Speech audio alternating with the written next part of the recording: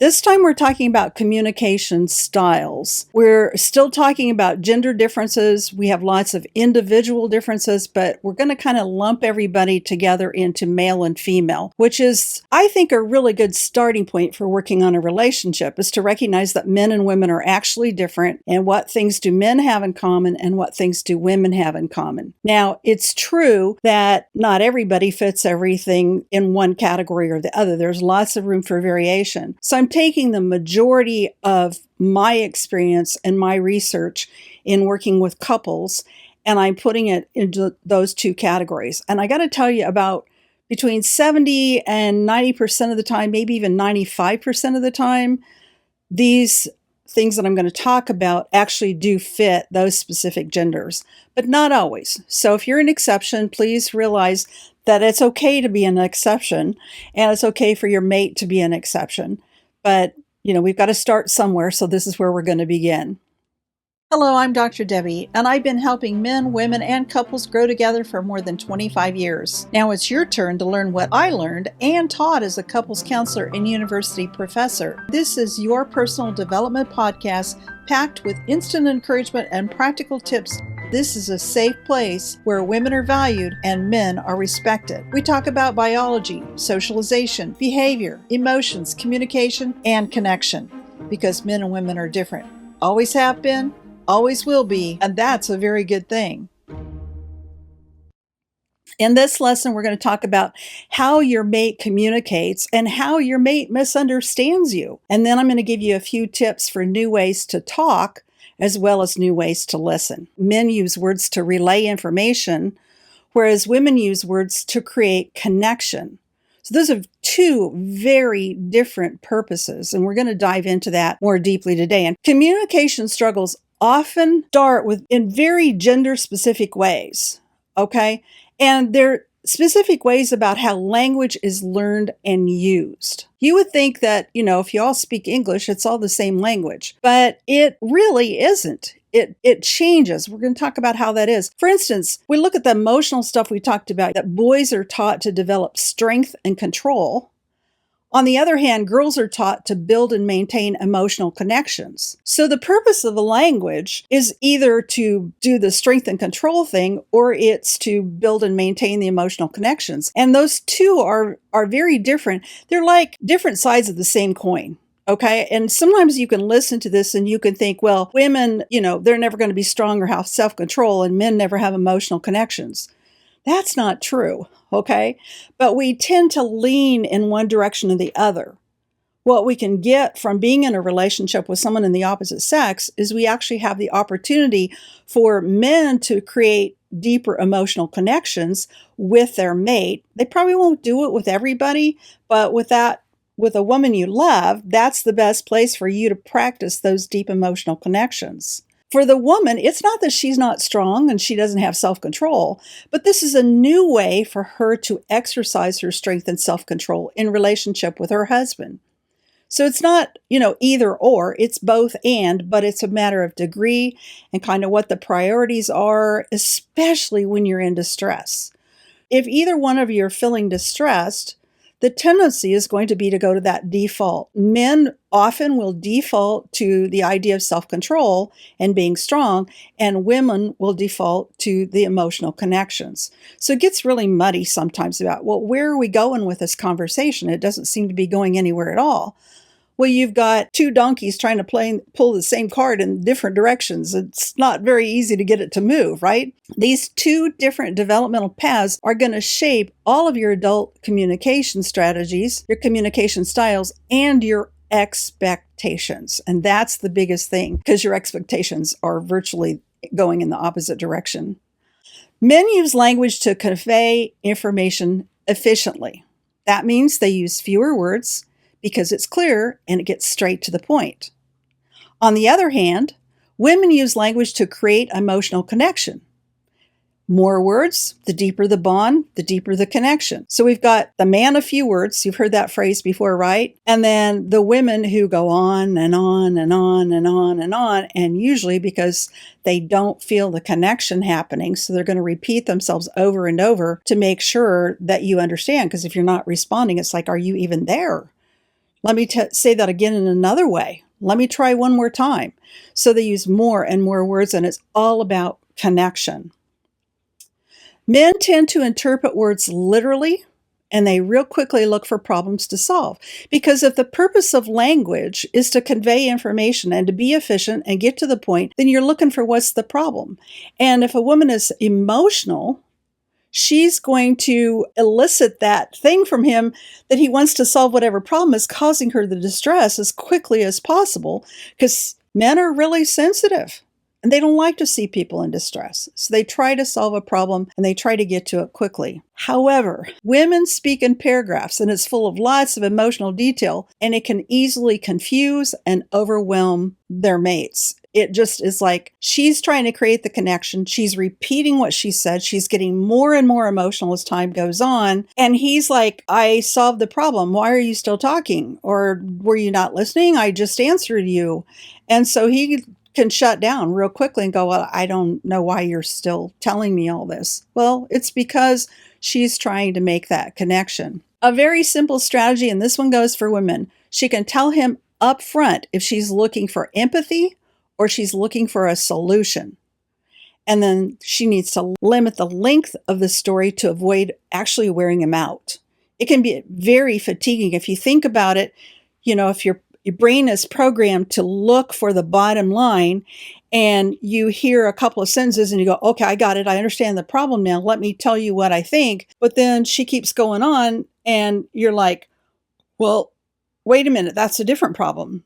And then she gives you another problem and another problem and another problem. And it's like at some point you shut down. And some guys shut down sooner than other guys. Guys who have been at it for a long time will shut down even sooner. Maybe they don't even hear her in the beginning, which is really sad. I had a professor in grad school. I have a doctoral degree in clinical psychology. And one of my professors was married to a woman who worked in the public school district as the school psychologist. And I was doing a practicum placement in the public schools, and she was my supervisor. So it was really funny because one day my professor and I had this conversation, and I mentioned something about his wife, and I don't know how he got on the topic, but he said he was probably close to 70, I think, at that point. And he goes, I don't even listen to her anymore. She's never going to say anything new. And I thought, how sad that they had gotten to that point where he was totally shutting her out and didn't listen to her from the beginning, especially given that he was a clinical psychologist. But I guess he got tired of listening to people talk all day at work. I don't know what the deal was, but they didn't have a very connected relationship. They had a very functional relationship, but it just wasn't very emotionally connected. There's also a huge difference in the quantity of words. I kind of said that in the last part there. The more words, the better for women. The fewer words, the better for men. Men learn to be precise and literal, and they were looking for the bottom line. Women, on the other hand, are taught to be inclusive and relational, and they use a lot more words and a lot more details. But the miscommunication occurs when the women are looking for connection and the men offer a literal response. I remember one couple that was in the middle of a very painful interchange in my office one day, and the woman finally said, I just want you to be there for me. And her husband had this really funny look on his face, like, what are you talking about? His actual process was, I'm home every night. I don't go anywhere. I'm always there. What do you mean you want me to be there for you? He really didn't understand the concept of connection. He was looking at it literally. I'm actually at home. I don't go out, drinking with my buddies. I don't go on long fishing trips. I don't understand what you mean. He took her very literally when she was talking about that idea of connection. The problem for both of them is that her emotional words are actually a bid for connection. She's looking for, I want to connect with you. Do you want to connect with me? And she's not asking for a solution to a problem. She's looking to see, am I alone in this? Or do you care about what's going on with me? And the answer is, if you really want it to work well, the answer is going to be yes, I care about what's happening to you. And the sooner you can convey that, the shorter the conversation becomes. Because if you're trying to solve the problem, you've missed the problem altogether. The problem is disconnection, and you offering a solution just adds a new problem, a new level of disconnection, because you don't understand that this is a bid for connection, because he starts to fix the first problem that he hears. Remember, she's talking in paragraphs. The meaning of words is very different for men than it is for women. I had a roommate in grad school that had gone to university in the UK. And so she had a lot of terms that she would use that I had a meaning for, but she had a different meaning for, but they were still English. Okay, so one of those was pavement. She was trying to get her driver's license, and she was doing studying the driver's handbook, all the rules and regulations to be able to get her driver's license.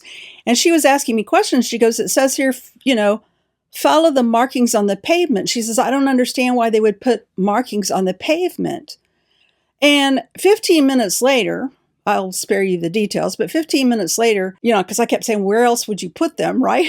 She says, "Why would you put them on the pavement? That's where you walk. That's where the people walk. Why would you put them over there?" And I'm like, "Oh, pavement and sidewalk." So in the US, it's a sidewalk. In the UK, it's the pavement, at least what she was used to. So very different words, very different meanings. And in that, now we get back into this emotional sensitivity again. Men are more sensitive to feelings of rejection and especially a sense of inadequacy, but they try to hide it. And some of them do a really good job of hiding that. In fact, some do such a good job, they're not even aware of it themselves anymore. Now, maybe you've overcome it, and I can give that, some credibility there too, because there are ways that in different areas of life where we become more and more competent, and that sense of inadequacy drops drastically. However, when it comes to relationship with a woman, that sense of inadequacy can really pop up again because she's grew up in a different culture. She has a different language. She uses words that mean one thing to you and something else to her. And it's very confusing, and it can leave you with your head spinning a bit. Women, on the other hand, are more sensitive to perceived disconnection or a lack of empathy. I talked about the couple that were going out on a date, and she mentioned it had been 3 months and he didn't say anything. And she was like, "Oh my gosh, is he getting ready to break up with me? What's going on? Why is he not responding?" The man actually was thinking, 3 months, I need to change the oil in my car. And so those words meant something totally different. For her, she really felt that as a sense of disconnection. Misunderstandings arise when each hears the message through the filter of their own vulnerability. So if you're not being heard, if you feel like she's saying stuff that's offensive to you, you're probably hearing her through that. I don't know the words that you're using, but it sounds like you're saying, "I don't measure up," or "you're rejecting me." Or from her point of view, it's like, "I'm trying to connect with you. Don't you hear what I'm saying? Where did you go?" And women can perceive that emotional distance between them and their mate, and it happens in a nanosecond. And it happens, just like I said, with something as simple as, we've been dating for 3 months. This is our 3-month anniversary, and he gets quiet. And it doesn't take but about 30 seconds. I said a nanosecond, but it take her a max, not even 30 seconds. A nanosecond's probably more accurate. But she feels that he just went somewhere. He moved into a different space. And the space he moved into was into his head, thinking about changing the oil. Even well-meaning words can unintentionally hurt when they're interpreted through that gender-specific filter. I'm going to give you one more story on this. I had a couple of years ago that I was working with. They were both entrepreneurs. And if you're old enough to remember 2008, when everything came crashing down with the housing market and all of that, this couple had just started, both of them had just started their own small business. And they were engaged. They were going to get married. It was the second time for both of them. And when everything crashed and they were struggling financially, they decided to postpone the wedding. Months later, they still haven't reset their wedding date. And to add to that, his young adult children were causing lots of problems between them. They didn't like his new fiance, and there was lots going on. So she's just said to him, "If I'm the problem, I will just walk away. I don't like to see you struggling with your children this way. I don't want to see this happen. And, I'll just walk away. I want you to be happy. And the man glazed over. I could see the look on his face. And because I have a lot of experience reading men's faces, I said to her, I said, do you know what he just heard? She goes, what? And I said, he just heard, you better get your act together, buddy, or I'm out of here. And he started nodding his head. And I said, that's what he heard. She goes, that's what he heard? How could he hear that? I didn't say that. So then I had to try to translate what she was trying to say, which is like, it breaks my heart to see you having such a hard time. And I hate knowing that I'm the cause of that, which is really what she was trying to say. But the words that she chose basically told him, you're just not cutting it, dude. Her intentions were really good, but the translation really broke down between the two of them because he was listening through his sense of vulnerability. Let's talk real quickly about communication styles. Men typically prefer side-by-side communication and to talk while they're doing something together. So riding in a car, although sometimes that turns out to be not such a good deal because sometimes you can feel trapped if you're sitting in a car and you're having an argument. But I'm talking about just that casual conversation happens much more naturally when you're side by side doing something. More like washing dishes or going for a walk. Riding in the car can be okay and not okay for other reasons, but I'll talk about that another time. Women, on the other hand, prefer face-to-face interactions to feel emotionally connected. And this came into awareness very strongly with a research project done by Dr. Deborah Tannen, who specializes in cross-gender communication. They took elementary through high school age kids, so K through 12, gave them 2 chairs, told them to go into the room and wait for the researcher. The research was what they did with those 2 chairs when they went into the room. So the boys tended to sit side by side from kindergarten through their senior year of high school consistently. The boys would sit by side. They would rarely say anything to each other. They'd be really quiet and they'd fiddle with their shoes, do all sorts of things. And they would, at some point, maybe one of them might say, man, what's taken so long? That was it. The girls, on the other hand, would go in and they would put the chairs face to face and they'd start talking right away. I wonder what they're going to do. I wonder who's coming. I wonder what they're going to expect of us. Ooh, I like your dress. Ooh, I like your shoes. What do you think of this teacher or that teacher? I mean, they had a lot of back and forth face-to-face interaction from kindergarten through their senior year of high school. So these are like common styles that people prefer. Now, why might that be for men in particular? Well, that sitting face-to-face to a man can feel really confrontational. You rarely see, if you look at 2 men, you rarely see them going face to face to have a conversation. If they're friends, they're usually, side by side, off at an angle, whatever. If they're in a business meeting, they might be face to face, but they're going to be a little bit more off center. You might have business meeting one at the end of the table and the other sitting down the side of the table. So everybody's kind of at an angle. But if somebody comes up to a man face to face, it's like, bring it on.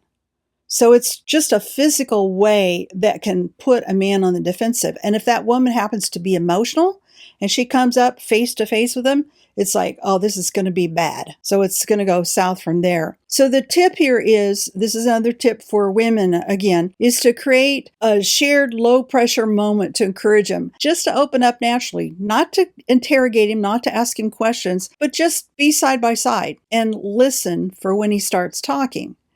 And when he starts talking, wait before you add anything else. Because women, as we'll see here in a moment, have a very different rhythm to how we do conversation. So being able to allow him time and space to communicate is incredibly important. This is the next part here. Rhythm differs greatly. I like to think of this rhythm as a sort of cadence, the way that we go back and forth in conversations. I think it's really confusing for women, again, in particular, to know what all this stuff means, because men can joke and interrupt and be sarcastic with their male friends. It's just a normal way of talking. However, if he jokes, interrupts, or is sarcastic with her, he's going to hurt her feelings. Remember when we talked about emotional expression and how tender feelings for women, that sense of disconnection, the sense of lack of empathy, the sense of devaluing her is really strong. On the other hand, I've seen a lot of women who have tried to joke, interrupt, or be playfully sarcastic with their spouses, and it doesn't work. It's like, well, he talks to his buddies like that. It's a different story. When you're in a romantic relationship, everything changes. I remember one woman who was newly married. They were an older couple, probably in their 40s when they first married. And she couldn't understand her husband. She'd never been married before. She grew up with a bunch of brothers. And she goes, I know men. I don't know what the big deal is. Well, she was treating her new husband like she treated her brothers. Those are two very different relationships. So it didn't work to use the same tactics with her brothers on her husband. One of the other ways that women build connection is through this back and forth of sharing that I mentioned when we talked about the research project by Dr. Tannen with looking at same-sex pairs, where the girls are going back and forth. However, men will often interpret that behavior of you say something and then I say, oh yeah, me too. And it's like, well, she's just making it all about her. Well, she might be, but more than likely, that's the way she talks to her girlfriends. They go back and forth. They make reference to what you just said, play back something from their perspective, and you're supposed to counter back. But men don't do that. It's like if she starts talking about herself, most men will just back up and go, oh, well, guess it's all about her. And that's not the intention. It's just a difference in that rhythm the female gender uses. So, bottom line here, a lack of clear communication, when you don't understand all these little rules that we talked about today, is going to cause a disconnection. And she's probably going to feel it first, but depending on what it is, what the topic is, he might feel it, and she doesn't have a clue that he feels disconnected. When she says something that makes him feel disrespected, then he's going to feel very disconnected. Disconnection always precedes conflict. So lots of people think that the problems are the conflict. They're not. They actually occur because of the disconnection. And the disconnection occurs because of lack of understanding or lack of clear communication. What did you think? Did the information raise more questions? Do you want to learn more? Head over to A Wise Woman's Guide for show notes and links to the resources mentioned in this episode at awisewomensguide.com.